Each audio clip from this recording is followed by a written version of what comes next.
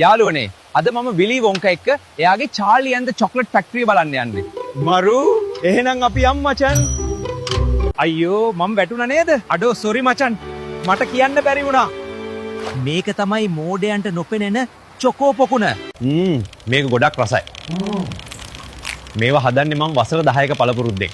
දත් පණුව කන්නේ නෑ මචන් මේවා කොච්චර කෑවත්. මේ තමයි අපේ නිල රටකජු හමුදාව. මෙයාලා තමයි ඔයාලා කන පීනට් චොකෝ වලට කජු සුද්ධ කරලා දාන්නේ. මෙයාලා වැඩ කරන අතරේ කච්චක් දෙයක් කටෙත් දා ගන්නවා හැබැයි.